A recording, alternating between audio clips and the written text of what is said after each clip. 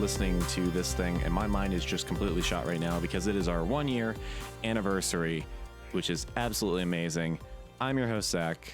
And I am Dozer, and you are listening to your one-stop shop for VGC and TCG news. Well, this time it's a little bit more history, but... You know what? History is not news at all, but we can say it is and pretend it is. Close enough. So it's been 1 year to the day since we posted our first episode of this podcast that I don't even remember what the event was. And we probably... It was Madison Regionals. Madison Regionals, yeah. Pretty sure. Yeah. So, yeah, 1 year to the day since we put out our podcast about that, where it was just going to be something that we decided, hey, let's just do this again because who cares? And in that time, you guys have been super supportive of us. We've just, like, done great. Like, we've just gotten a lot of views and just a lot of great stuff has come out of it. And the formats that we've been covering are super, super cool. And so today we wanted to do a year-in breakdown of our favorite TCG decks, our favorite VGC like teams, and just some of our favorite things over the past year or so that we've seen throughout this game. And I'd personally like this to be like a yearly thing. It should be. It should be. And it works out really well, right? No, well, shouldn't work out really well, but there's no news for us today to talk about. No TCG, no VGC news, no events. It's technically a filler episode. Thanks, guys. You know what? The entirety of the Pokemon Company International decided that they were going to take a break during our anniversary. We are literally the only Poke News. Basically. Outside of Pokemon Go, but who cares about Pokemon Go? Hey, I will have you know, I am like 2 days away from finally being bestest of friends with our spreadsheet dude, Evo. And that only took like 4 years. So I am almost bestest of friends with my dad in Pokemon Go. Nice. My dad plays Pokemon Go more than I do. He is 5 levels higher than me, and he can kick my butt in battles. Yeah, to put in perspective, at least this guy sends gifts back so I can interact with him, and he's in Arizona. I'm still a whole 3 months and 5 days from even being, or 2 months, 65 days from being best friends with Dozer. And we have been friends in this game since they introduced friends to this game. Thank you so much, Dozer, for being super supportive of my Pokemon Go habits. Yes. But getting into the actual meat of the episode, we're going to start with some cool TCG decks. Ones we can't talk about all of them. We broke it down to five TCG decks, 5 VGC teams. We'll have some honorable mentions at the end of each section. But yeah, let's just jump into it. And I think probably the most influential TCG deck to me personally to this show is Blacephalon, because there has not been a week that I haven't said Blacephalon's good because it has no damage cap and it's just consistent and fire stupid. Like, the fact that I've been saying this for a year now, basically, and Blacephalon has proven to be just an amazing deck, whether it be the GX variant that we've seen over the past year. Since November when it first came out, and just evolving through all that time. And it's always just been a good deck to pick up and play. And just, again, I gotta say it has no damage cap. So therefore, it never has to worry about any kind of deck having too much HP for it to handle with. ADP, I don't care. That's just 6 energies. Get out of here. Or 5 energies if I got a beast one. Gigantamax Snorlax, you're not even a real deck. Get out of here. That's just 7 energies. I don't care anymore, man. So I'm very happy to see that this deck has evolved over time. We've seen, the GX variant be the most popular, running, just the GX with Naganadel from Lost Thunder as well, which has charging up to recycle energies, to green variants of the deck, to now the most popular variant of the deck isn't even the GX one anymore. In fact, it is the basic normal Blacephalon that runs a bunch of tech cards like Jirachis, Dedennes for consistency, Zacian V, just a lot of really, really good things.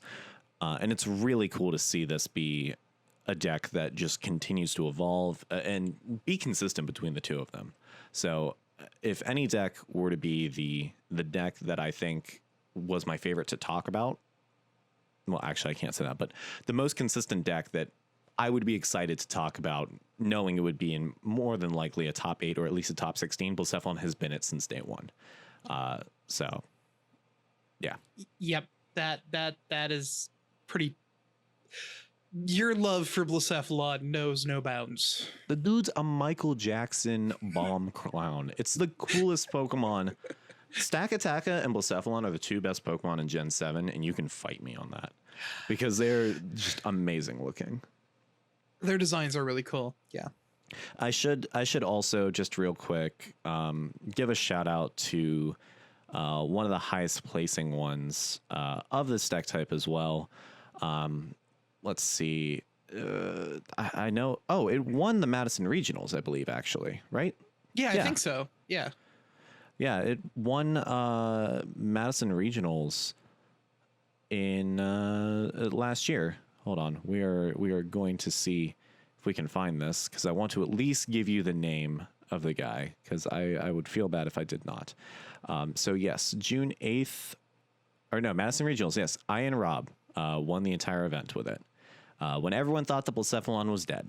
So thank you for keeping the deck alive. I'm going to be really sad to see it go, at least the GX version in August.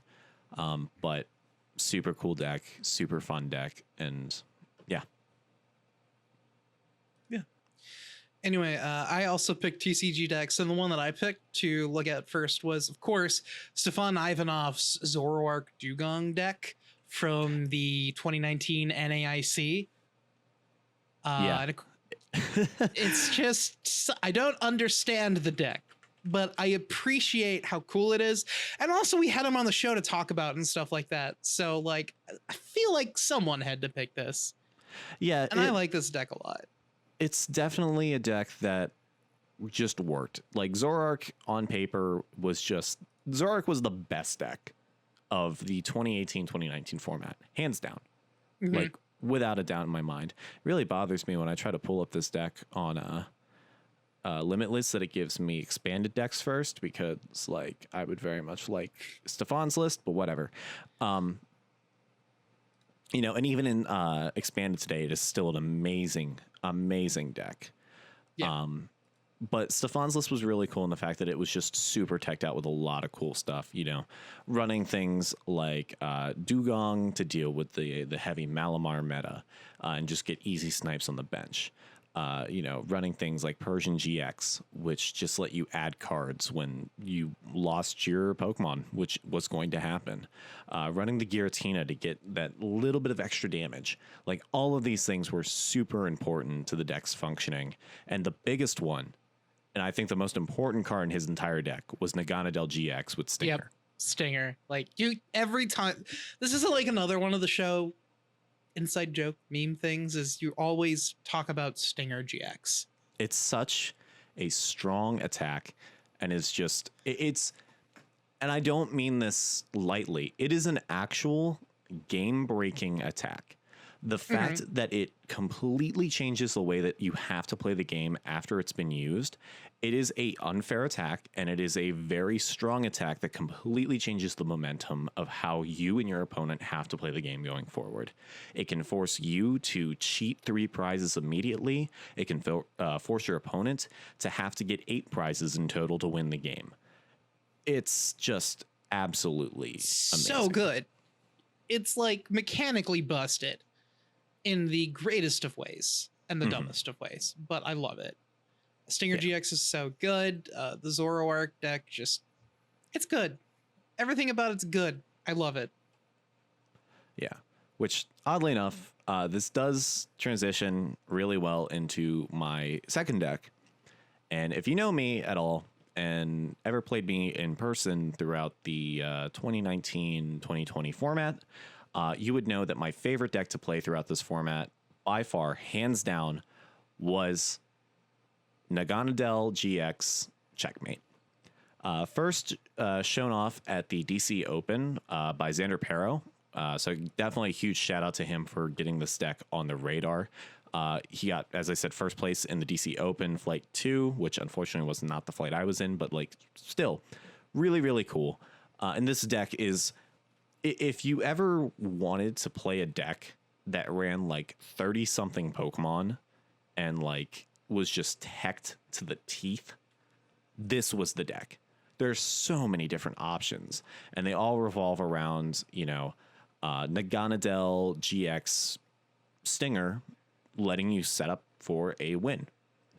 And this deck, unfortunately, has like kind of fallen out of popularity because ADP, very good against it. If anything killed this deck, it was Arceus Palkia, because there's no good way for this deck to kill ADP. And if it gets the Altered Creation GX off, it gets prizes a little too fast for you to be able to stall out to win the game.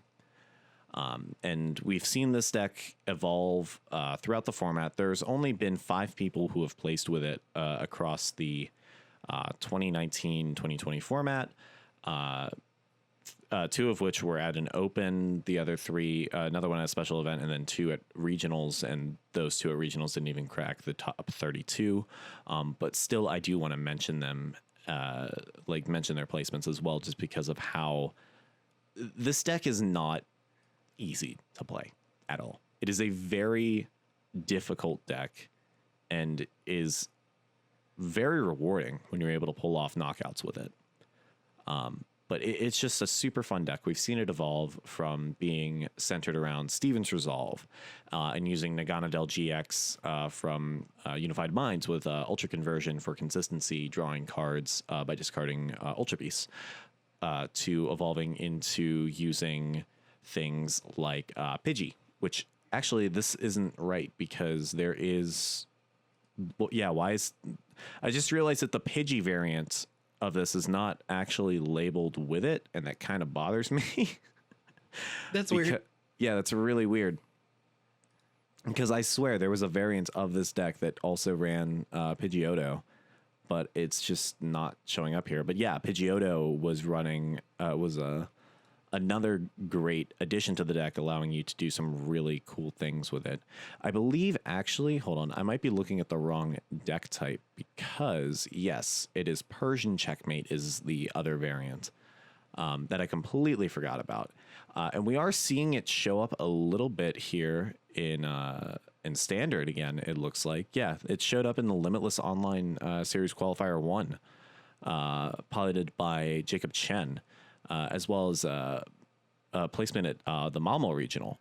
So very, very similar deck lists, both, of course, running the main focus being you get out Naganadel GX, you get your prizes, and you set up to kill a tag team.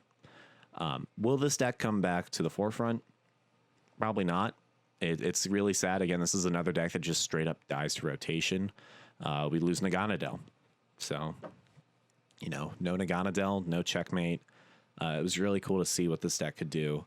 And yeah, we'll have to see what happens in the future. But yeah, if there's any deck that I would say was my favorite deck personally to play throughout this format, this was definitely it. Because of just, this is also the only deck that I tried to max rarity out. Like I decided like, I want all the shiny Ultra Beasts. I want all the max rarity item cards for this deck. The only thing I didn't do was like the supporters, because that would be very, very expensive. But like I definitely tried to bling this deck out a lot. So I really did like this deck a lot. But moving on from the last format, let's talk about 2 decks that are of this format. Yeah. So the deck that I've got on deck next is from Expanded. Sword and Shield Expanded, it is the Snorlax VMAX deck. Specifically, we saw it really do well in the Collinsville Regional. I think that's like its only real performance. I think this was the only event that it was actually legal for. That could be the reason. Yeah. You're probably right, but Snorlax VMAX is a deck that I actually kind of understand how it works. That's how much I like this deck. And basically it takes advantage of the fact that Snorlax VMAX is very bulky with 340 HP. There's nothing that can really KO it. And Gmax Fall can do up to, with Skyfield, you can have it go up to 300 damage and get really big one-hit KOs. So you can OHKO most of what your opponent has, and your opponent cannot OHKO you, you win. Mm-hmm. You know, it's quite as simple as that. And you have make Chinchina with Make Do to get you to your triple acceleration energies and to dump things like Propagation Execute into the discard pile. You also have Alolan Muck to shut down abilities with Power of Alchemy. You have Altaria to remove weakness from the Snorlax VMAX. And there's just a lot of really cool things that you can do with this deck, and I like it a lot. And also, it runs Nagana Del GX Stinger. Yeah, because you know what? When you're in a deck where you're going to KO more than get KO'd, just make it so you only need like 1 to 2 kills. Yeah, and also you don't really need a GX attack for this, so it works out really well. Shout out here real quick to Andrew Mahone of Tricky Jim for getting 7th place with it, though, because that is really big. Follow his content on YouTube. Does great stuff. It's good stuff. But yeah, no, it's really disappointing that like this deck did not take off as much as it did in Japan. But you know, it had to keep up with the Dusknoir and Trevenant tag team with Milotic deck. Yeah, and we all know how we feel about that deck. Yeah, it's a very degenerate deck. There's a reason it's not on the list. Yeah. But no, this deck's really cool. If we ever get expanded events again, you could probably expect to still see it around because it only gets better. Yeah. Unless they ban Shaman, which it's possible. Scoop Up Net's kind of stupid. Yeah.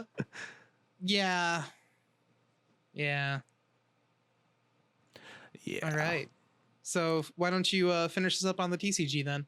Yeah. So the last deck here to talk about, I think if we want to talk about what is the quintessential deck of the GX era, it should be one that just runs the kitchen sink of GX mons, you know, for no reason. And you already know from this description what I'm going to talk about, and it's Mewtwo and Mew.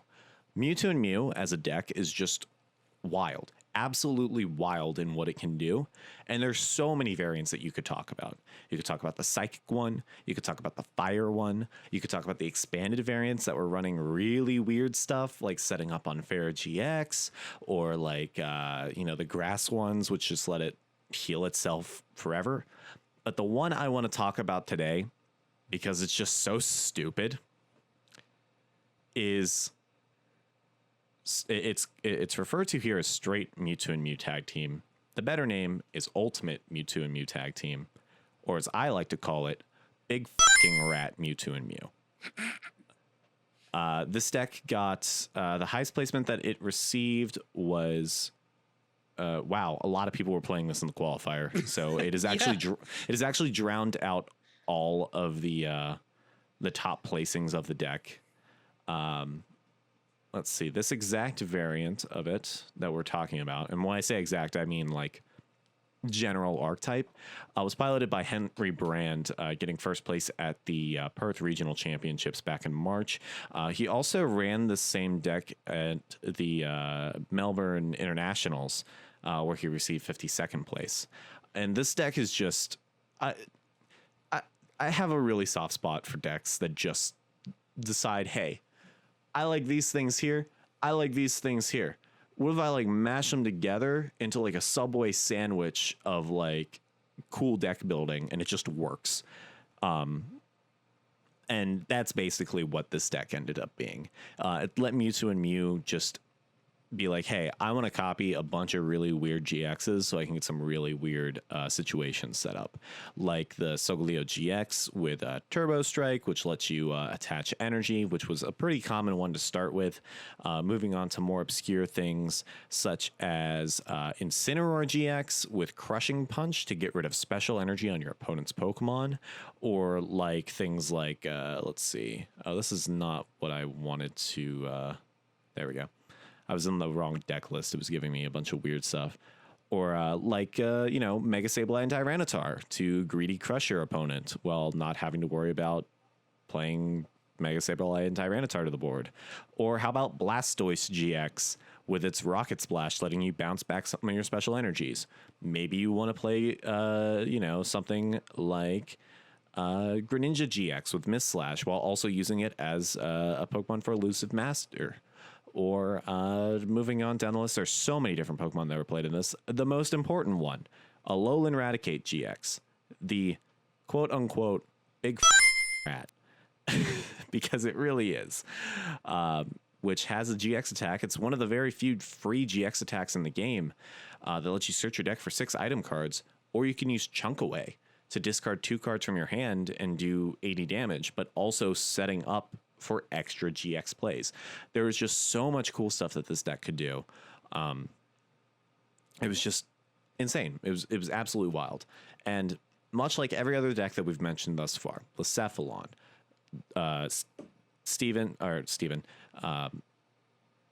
Stefan Ivanov's Zoroark list, Checkmate, and the Snorlax VMAX list, it also loves the fact that it can abuse Stinger Naganadel. Everyone knows.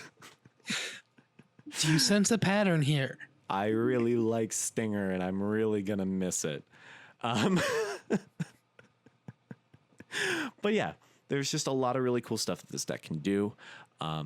And, going into the 2020-2021 format, we're losing a lot of really cool GXs. We're going to be stuck with just mostly tag teams and a few niche ones that aren't really what you'd want to use with Mewtwo and Mew. So I don't know how great this deck will continue being.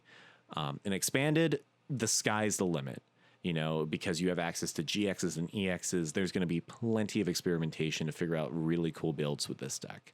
But yeah, I think if any Pokemon were to describe the 2019 to 2020 format, I think Mewtwo and Mew is a deck that just exemplifies everything. It's a lot of creative deck building. It always shows up and it always finds some way to handle what is thrown at it. Honorable mentions, obviously. Shout outs to ADP before Sword and Shield because it couldn't even get first place once. Loser. Shout out to Reshizard for being a really cool deck and just not requiring too much thought to play. Shout out to Pikarum for a deck that's looking really scary in the future. And shout out to Staldex for making me want to drink NyQuil at night. So drink NyQuil at night? Well, yes. What do you think I would drink NyQuil during the day? That's what DayQuil's for.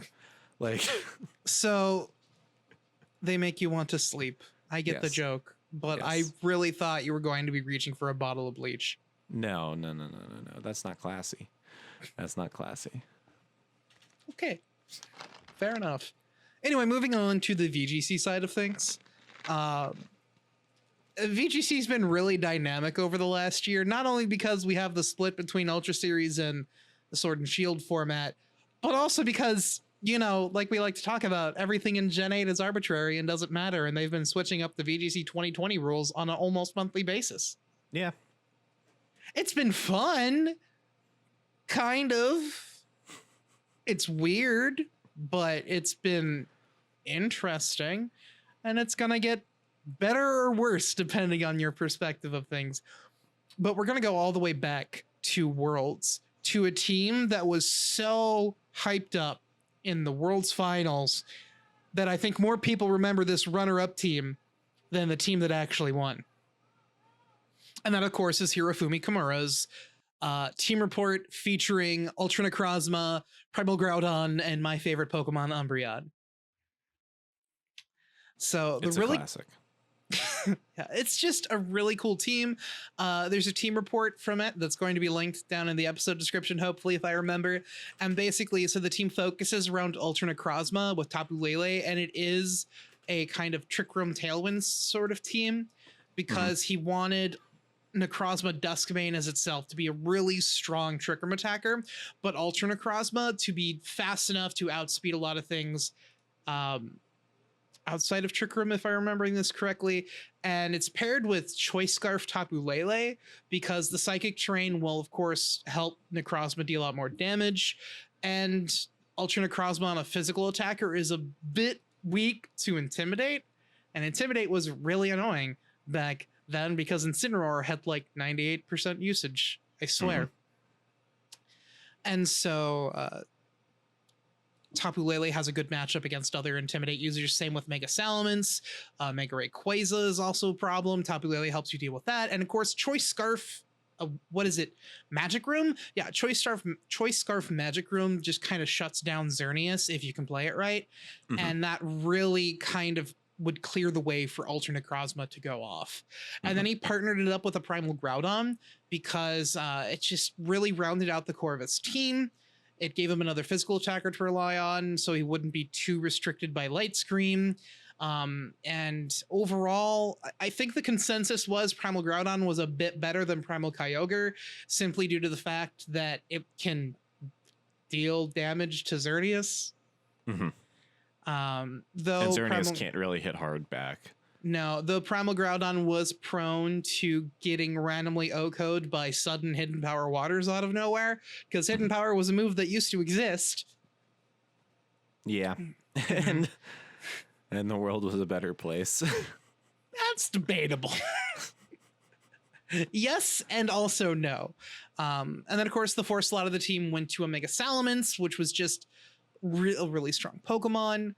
Covered a lot of weaknesses, and then the fifth slot went to Umbreon because the team needed a dark type to help deal with Lunala and Yveltal, and he wanted to avoid using Incineroar because of how popular it was, meaning people would be very much preparing to deal with it. He thought about Mandibuzz, but didn't like the Rock's weakness.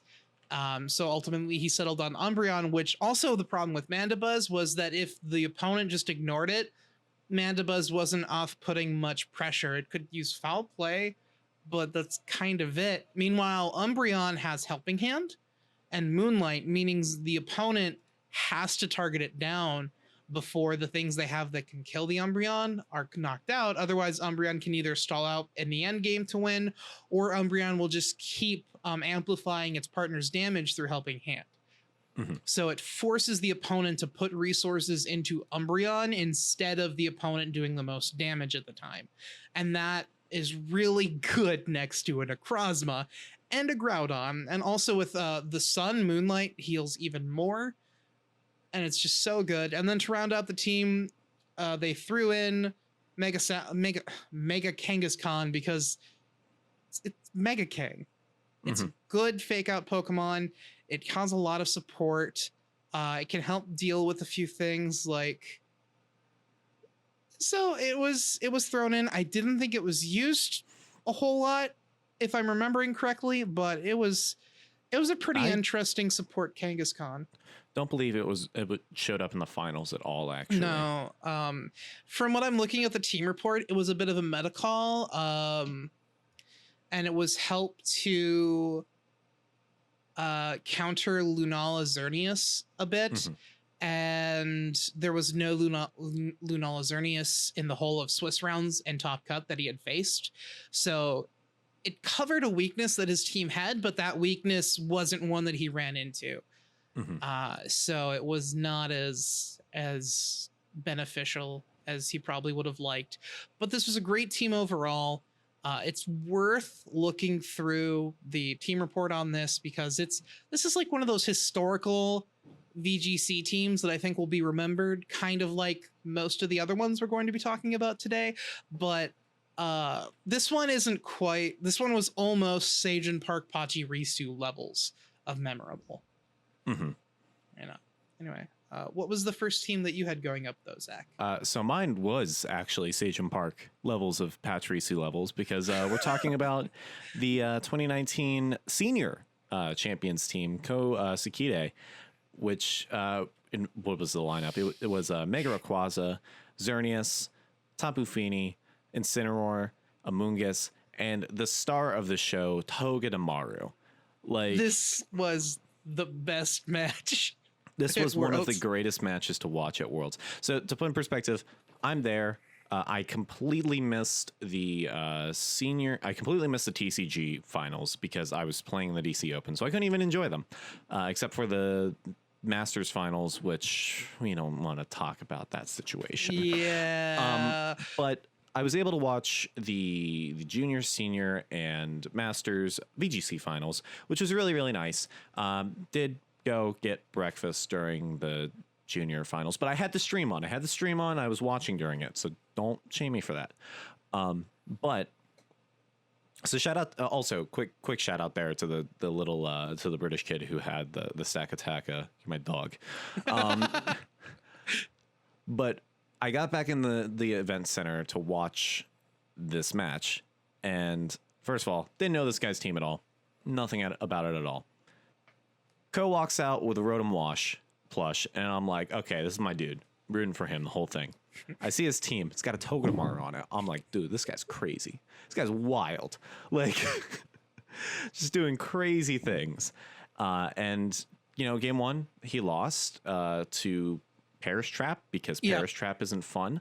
And also, the person he was playing against had a really sick combo. It was Louis Ton. I'm sorry, I should mention your name. Oh yeah, with a Groudon Yveltal as his legendaries with the Mega Gengar. And the big play that happened during round one was the Incineroar. So he swapped in the Primal Groudon from the Gengar spot because Gengar couldn't protect that turn. And then he U-turned with the Incineroar onto the Groudon to get back in the Mega Gengar to Perish Trap for the final turn, which was absolutely massive. Like, it was disgusting. I loved it. It was so good. Game two, Ko kind of blows him out of the water. Just absolutely amazing. Game three is the quintessential part of this, because game three, the same scenario of game one, is set up. Ko's got his, I believe he had a Mega Rayquaza out, as well as something else, and I can't remember off the top of my head, so I'm sorry about this. But it was the Togedemaru, actually. It was Togedemaru and Rayquaza, because the Togedemaru is what did the major kill. It went, instead of protecting on the turn, he went for attacking into the Gengar spot. Or not the Gengar spot, the Incineroar spot. Incineroar U-turns. The Gengar switches out into Groudon. Incineroar U-turns into Groudon to get back in the Gengar, and then the Gengar gets killed by Togedemaru's Zap, which completely changed the entire way that the rest of the game would go. Lewis went for the what is the name of the ground type move that Groudon uses? Precipice Blades.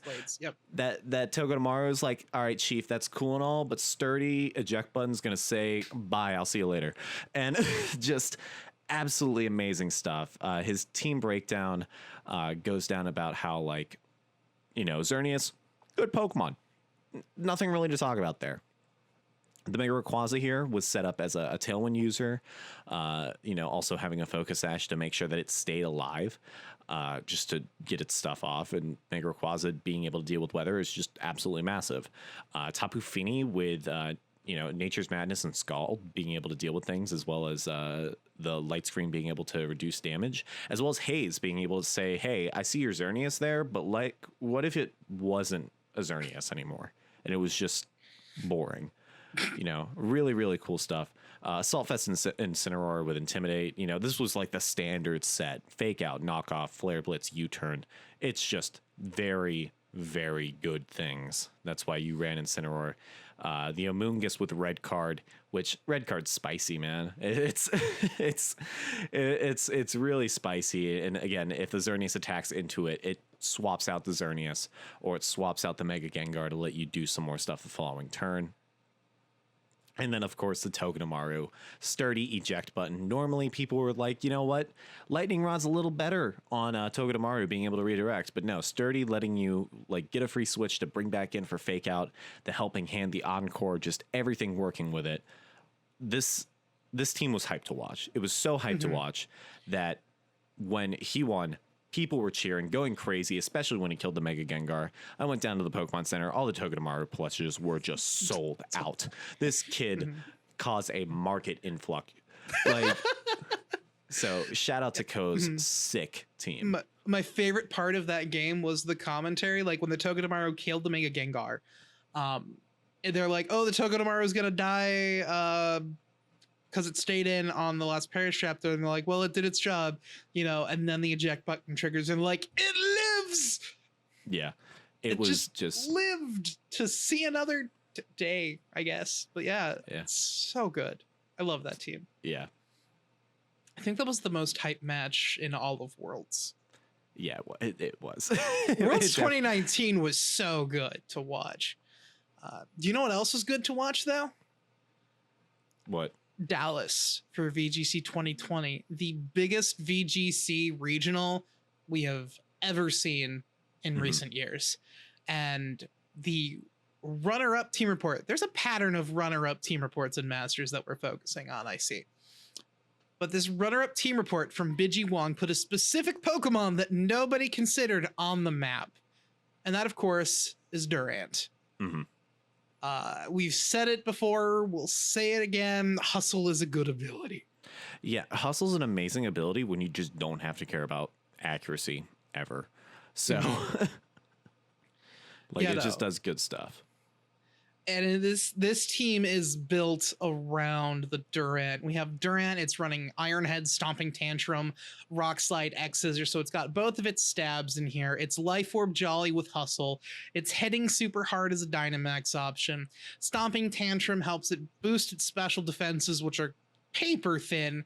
Rock Slide helping it get important KOs on flying types and fire types as well. And it just does so good. Then it's being supported by Togekiss with Follow Me support. This is also a Super Lux Scope Lens Togekiss, so you can get random crits. It's also got Helping Hands, and it's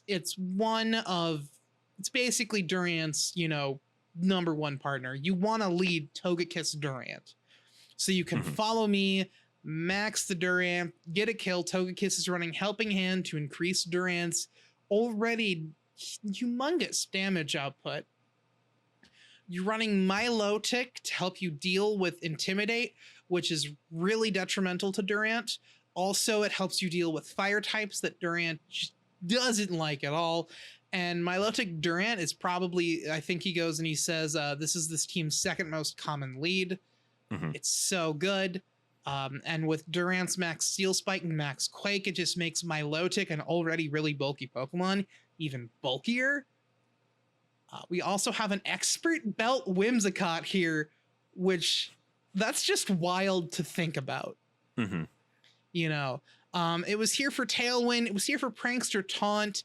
But with the Expert Belt, it has the ability to knock out Dragapult and Dracovish in one shot, with as well as to hit opposing water types really hard. And not having Focus Sash also makes you more likely for this thing to die on the first turn or really soon in the battle and get a free switch in after setting Tailwind, which for this team is really good, especially if you don't need the Durant. You have Chandelure with Trick Room as an alternate form of speed control, can help you in the late game, has Flash Fire to switch in on any fire type threats that would not, do well for Durant. And then finally you have Conkeldurr as a big Trick Room attacker for whenever Durant isn't going to be your go-to option for whatever reason. And this team, it's just built so well, it's so strong, and it was amazing. And I wish we could call it the Dallas winner team, but you know what, Aaron Traylor's team that won Dallas, really good. So shout outs to Binji Wong here though for a really fun, really interesting team that put a completely underutilized Pokemon on the map. Oh yeah, definitely. Moving on to, I believe this was the OCIC, correct? For this next one, which is the Gourgeist. Yeah, the Gourgeist runner-up team by what was his name? It was Eduardo Cunha for that. And yeah, the big thing here that I just want to mention is like seeing Gourgeist used. Like, I think before this we'd never actually seen Gourgeist used in VGC ever. No, because not in any seriously competitive capacity. Yeah, like it's just not that great. Like, we're gonna go like I'm gonna go like a little deep into like the Gourgeist meta, but this was a super Gourgeist, which is the largest one, which means highest HP. Okay, there we go. Okay, what the fuck was I talking about? You were talking about the Gourgeist meta. Okay, yeah. There we go. Okay, so just cut out everything I said about that, and then we'll just restart that whole section. Okay. So this was a Super Gourgeist, which is the one with the highest HP, lowest speed, and I believe it is the highest attack. I don't remember that off the top of my head, and I'm definitely not going to Showdown real quick to check that, which also does not exist. But the main thing here is you run Gourgeist because of Trick or Treat, which Trick or Treat is a very funny move, is the best way to put it. It forces whatever Pokemon it's used on to become a ghost type, which can do some really weird things. Now, let's not confuse this with Soak. It doesn't make it become a ghost type. It adds ghost type to it. Yeah, it adds ghost type to it. And yes, it has the highest attack, HP, but lowest speed. Those are the only things that change on the things. The defense and the special defense and the special attack all stay the same. So that's a little odd. It makes sense. But, this just works really well. The full team lineup here, we have a Gourgeist, Togekiss, Gastrodon, Durant, Arcanine, and Tyranitar. And the Tyranitar here is what's probably the most important for this combo, being able to make Tyranitar into a dark, rock, ghost type Pokemon. So now, ghost type moves only do neutral to it. Fighting type moves just don't. And like dark type moves also do neutral to it. The dark type basically covers up the weaknesses of ghost types, and ghost type covers the weaknesses of dark, which is a really, really cool interaction. Yeah, it's why before the introduction of fairy types, Spiritomb and Sableye were the only Pokemons with no weakness. Exactly. Going on like through its the rest of its moveset, obviously it has Trick or Treat. It has Trick Room to either set up Trick Room or deal with Trick Room users. It has Will-O-Wisp to just burn important things. Again, something to keep in mind. This happened. This event, I think, was the one right after Durant got really popular. So it was. Yeah, I think you're right. Yeah. Yeah, so the Will-O-Wisp here was really big, and then Seed Bomb was to deal with things like like Tyranitar, or like just really annoying Pokemon in general. Gastrodon, mostly bulky waters. Bulky waters, yeah. Moving on to the rest of the list, we see a Togekiss with Scope Lens and Super Luck. As we said before in the previous list, like it's kind of cheesy, but this one's more offensive. No Tailwind on it. But running moves like Air Slash, Dazzling Gleam, Follow Me, and Flamethrower, presumably to deal with Excadrills, which was also really... Excadrills and Durant. And Togekiss doesn't get Tailwind. Oh, that's right. I keep forgetting it doesn't get Tailwind naturally anymore. Yet. Yet. Give us a week. Maybe it will. We'll find out. Yeah. Gastrodon here with Rindo Berry to deal with its grass weaknesses, and Storm Drain to deal with water types. Really, really cool stuff. Bulky Water, Earth Power Scald, Recover, Protect. It's Gastrodon. The dude's kind of scary. Durant, this was a Life Orb variant, which was speedier than anything else. Iron Head, Protect, Thunderfang, Stomping Tantrum. Thunderfang, kind of a cool utility, being able to set up electric terrain so that you can't put it to sleep, because sleep moves were starting to become a little bit more popular. So yeah, definitely something important about this Durant. Yeah, the Citrus Berry, Thunderfang also lets you hit bulky waters as well That that too. aren't Gastrodon. Arcanine with Citrus Berry, Intimidate. This was a special build with Flamethrower, Snarl, Safeguard to protect your team from weird status. Again, Hypnosis was starting to come to the forefront again. So like being able to protect your team. If I remember correctly, was this before Venusaur? Yes, this was before Venusaur became like legal. Yeah. Like at the time, I believe Milotic was your big like sleep setter. Yeah, there was Hypnosis, Coiled Milotic, more common sleeps. Like sleep wasn't incredibly prominent until Venusaur came in, but you did see things like Yawn on Togekiss and other Pokemon.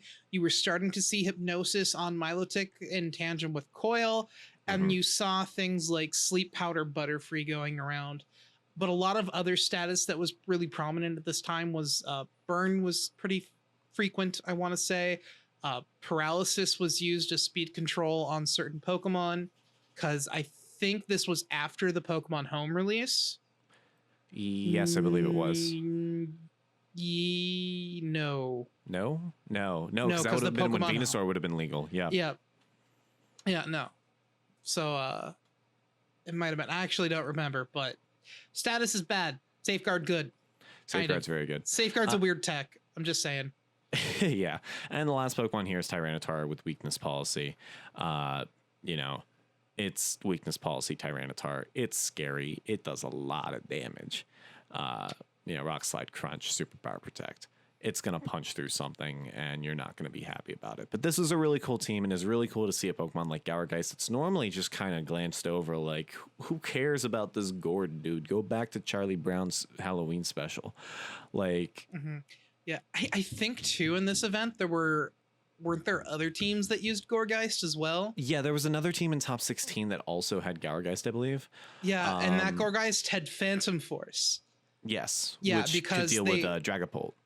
No, it wasn't just that. They did a really fun thing where it was the last turn of Trick Room, and they clicked Phantom Force. So they vanished first. Trick Room ended. They were now the slowest. So they had 2 turns off the field with that Gourgeist. Mm-hmm. And it was so good. It was just best. Just super funny. Super funny. Yeah. And so our last VGC team, I don't actually remember what it was.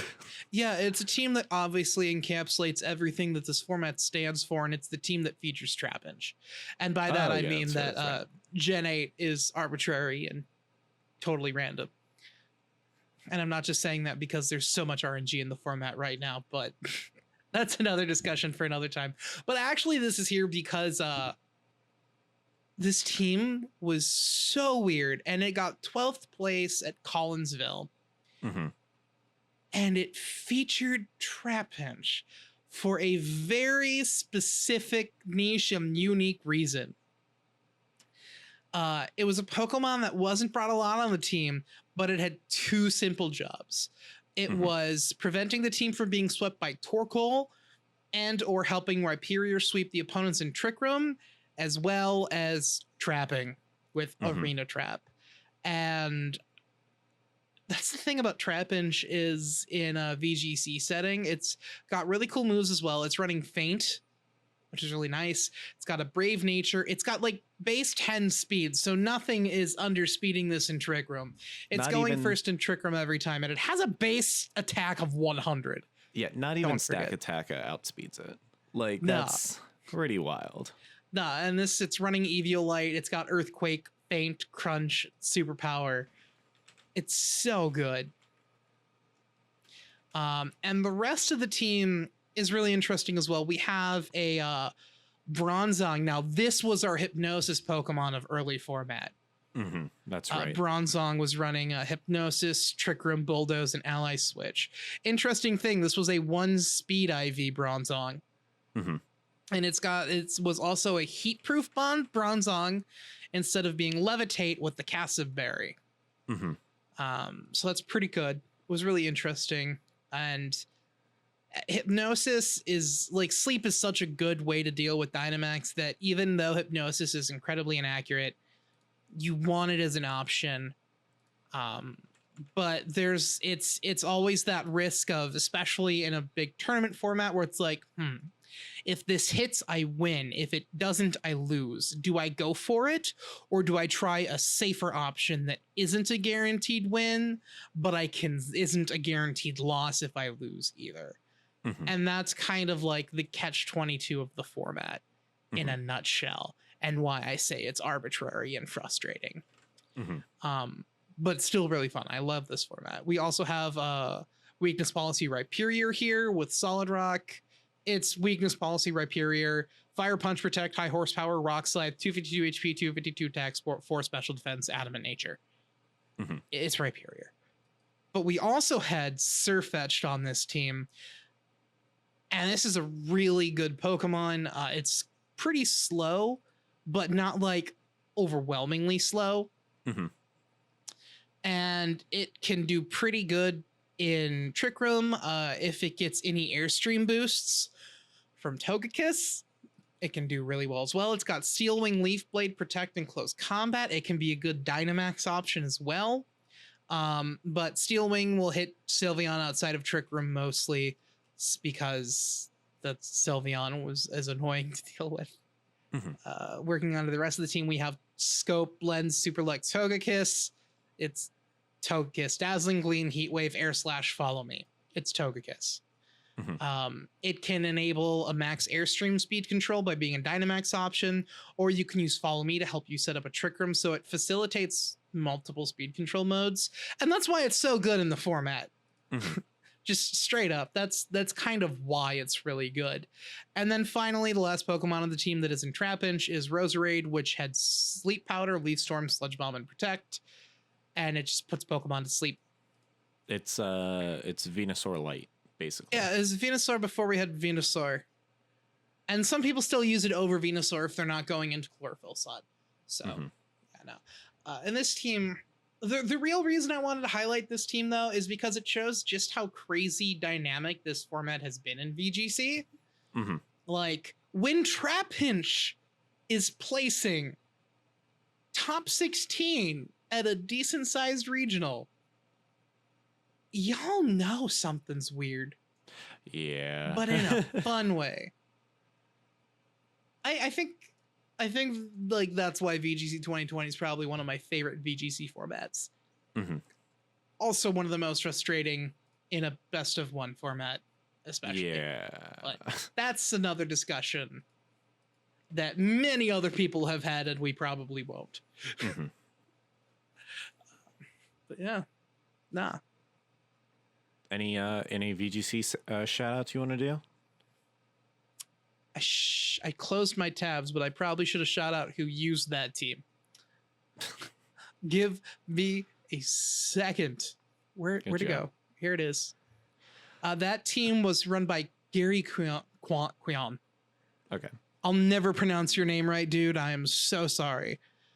So shout outs to him for piloting this really cool team that has inspired, was the inspiration behind part of Zac and our draft as a Cold Hard Mics, when we were able to have time to participate in a draft league for all of 2 weeks. Yeah. Wasn't that good times? Super fun. Yeah. But let's see. Is there any other thing else we want to like kind of shout out? Okay, quick shout out to the guests that we've had in this past year. Shout out to Stefan Ivanov. Great French player, did a lot of crazy placements through this past format, and overall really cool dude. Yep. Shout out to Kenny Wisdom, who was on to talk about commentary. Super cool guy, like the face of TCG commentary, in my opinion. Yep. My bad for calling Charizard a slow deck, or a no brain deck earlier in this episode. However, that is how I personally feel about it. Other guests we've had Mikey from Pokemon Crossroads. Yep. We've had him talk about the behind the scenes of events as a judge. Other things, we've had Jolly by Nature from Blastburn Radio was on the show to talk about Nuzlocke. Is that it for guests? For guests, other people like that we've come in contact with. Shout out to the Pokemon Casters Network.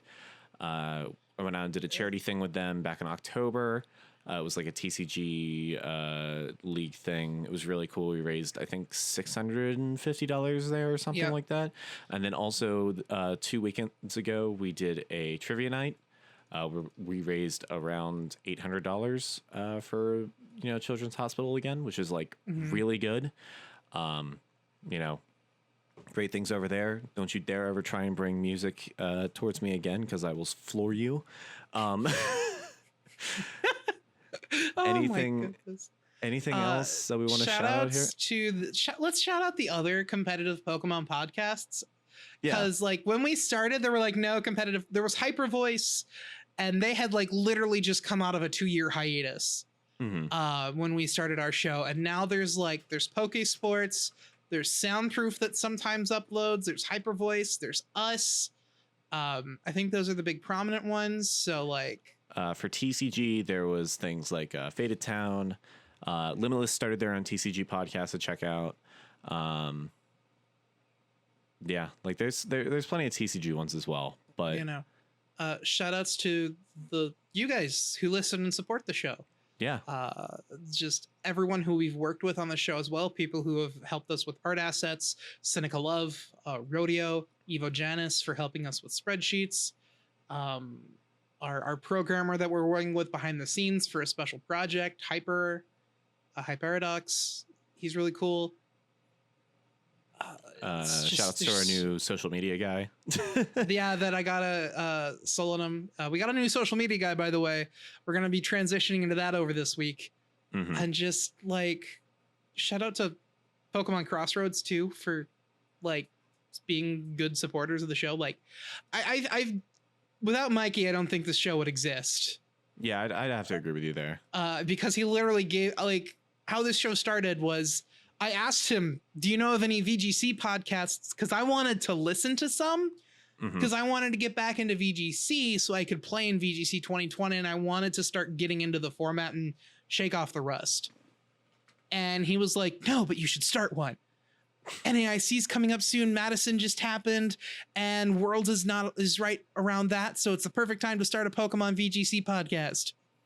And then I'm like, I'm convinced. I went and asked Zac. I'm like, hey, because we talked about doing competitive Pokemon content before where you would be TCG focused and I'd be VGC focused. Like I knew you wanted to do TCG stuff. So I'm like, hey, we do a podcast where you do TCG and I do VGC. And you're just like, yeah.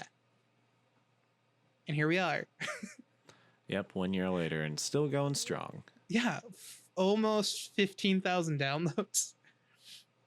50 episodes in a single year. I think that's more episodes than the Boomburst ever had. It definitely is. Yeah. Yeah, we had like 38, 40 episodes. Of course, the Boomburst stuff's down now because I couldn't keep the Podbean going, but it was like very old at this point anyway. Yeah, there was no reason to re-listen to that. No, it was... Dude, any more shout outs we need to give? I big shout out to Konami R&D for being absolutely terrible at your job and not understanding a format at all. I'm not completely salty about it, but like 3 cards coming off the list and not even a single one of them is a Burning Abyss card. You guys don't understand your game and don't like you. Also, what is the font on Toon Chaos? That is the worst font I've ever seen in my life. You should have just put Papyrus on there. If you, I can't keep this up. Oh my God. I was trying to think of serious shoutouts, but I don't think I can follow anything after that. But literally everyone, thank you so much. Like the fact that y'all listen to this show, especially now where there's no events, like real events, there's no massive coverage and the world is ending. Like, did I mention the world is ending? Yeah, this is. We had tornadoes over the weekend on like 3 days. This is the mid-season finale. This is the mid-season finale. 50 episodes in a year. I never thought we'd actually be able to keep a weekly podcast going this consistently. Like, oh my gosh. Anyway, I love it. I love all of you. And you can follow us on social media. You can check out the podcast at PKMON Champions over on Twitter. I am at DozerZigashi on Twitter.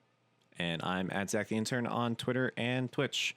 You can find us. My DMs are open, so if you want to send me a funny meme or something, go ahead and do it. It's whatever. My DMs are also open, so if you want to yell at me about how wrong my opinions are, you would be correct in doing so. I think that's probably the biggest thing this show has proven is if I have a take, it will 90% chance be proven wrong.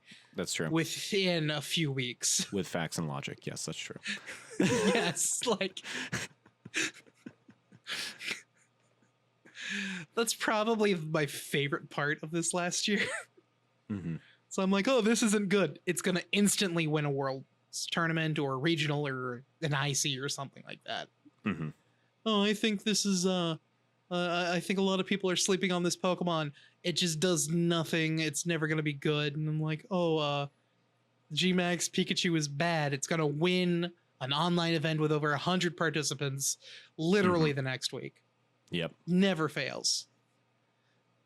Super funny. But we'll see you guys next time. Yeah, no, for reference, I will be streaming today. Like, if you're listening to this when it comes out, Wednesday on Twitch, I'll be streaming at 3 p.m. Central Time. I'll be streaming some Pokemon as part of our, 1-year anniversary. There's also going to be an article on Pokemon Crossroads that'll be coming out. So go and check that out. That's going to be coming out Wednesday at noon. And I'm going to try and schedule this episode to come out at the same time as that. Mm-hmm. So yeah, I hope you all enjoy yourselves and you have a wonderful, wonderful weekend. And the Players Cup Invitationals are being streamed this weekend for TCG. Yeah. Real quick on that. Is it technically being streamed, or are they just playing a VOD? They're streaming a VOD. Is it though? Like, they're going to be like, it's a premiere. It's basically a YouTube premiere, but on Twitch. Yeah. Like, let's be honest. Yeah. It might not even be on Twitch. It might just literally be a YouTube premiere. I haven't looked into it that much. Mm-hmm. Such a I only know about this because I was in a Twitch chat today and someone's like, why is the DLC dropping on a Wednesday? That's so random and weird and arbitrary. And I'm just thinking, well, it's Gen 8. Of course it's arbitrary. Of course it is. But I'm also like, wait, isn't like Champions Cup stuff happening that weekend? So they don't want to drop DLC during that? Mm-hmm. But it's like, I was thinking like, oh, they want it because they're playing it because it's being live streamed. No, it was pre-recorded. The events and results are already out. We don't know what they are because they're not like public out, but like people have played. Mm-hmm. So yeah.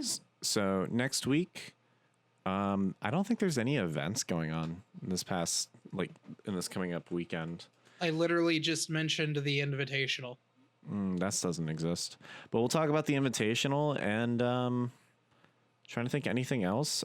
We could at least I think we won't have DLC yet. I think we should push back the episode next week to Thursday so we can play a little bit of the DLC on first. Okay. Yeah. So next week, let's make it a Friday upload for next week. Sure. So we can really have time to dive into the DLC and you can process your life. Yes. Get ready for more Critical Zac. But thanks for watching or listening, unless you're on YouTube. Yeah, this episode should go on YouTube. It's like we're recording webcam footage. You can see my horrible lighting because my lighting is only set up for streaming in the middle of the afternoon when there's direct sunlight. You can see this backdrop that'll be here for like one extra episode. So because you're moving, right? Yeah, I'm gonna be moving. So but yeah, next week we will talk about the Players Cup. We will talk about the DLC. Anything else? Probably not. So yeah, we'll see you guys next week. And my name is Jeff.